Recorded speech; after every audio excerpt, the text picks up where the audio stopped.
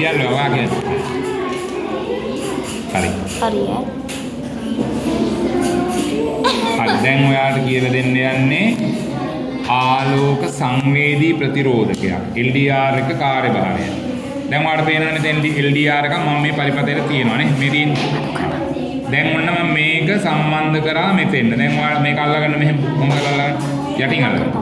දැන් ඔයාලට පේනවා මේ බල්බේ දීප්තියක් යම්කිසි දීප්තියක් තියෙනවා. හරිද? මෙන්න LDR එකට හොඳට ආලෝකය වැටලා තියෙනවා. මම දැන් මේ LDR එක මොකද කරන්නේ මේ ආලෝකයේ නොදී ඉන්න සලස්සන. ඒ කියන්නේ මම දැන් වහනවා මේක අඳුරු කරනවා. වෙච්ච දේ බලන්න.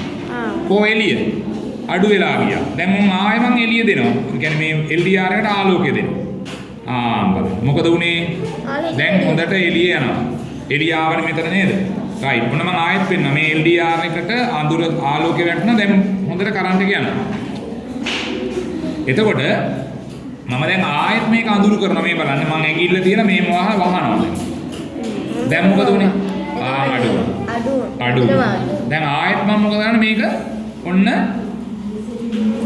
කරන්ට් එක යනවා ඒ පාර හොඳට මොකද මේකට එළිය වැටුණා එහෙනම් දැන් මට කියන්නකෝ LDR එහෙනම් මේ කියන ආලෝක සංවේදී ප්‍රතිරෝධයට ආලෝකයේ වැටුණාම ප්‍රතිරෝධය මොකද වෙන්නේ අඩු වෙනවා ප්‍රතිරෝධය අඩු වෙලා විදුලිය හොඳට යනවා අඳුර වැටුණාම ප්‍රතිරෝධය වැඩි වෙලා කරන්ට් එක යන්නේ. තේරුණාද?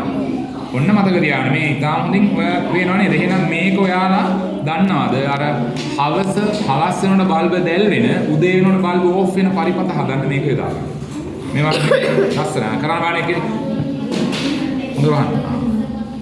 අතාරින්. වහන්න. අතාරින්. වහන්න.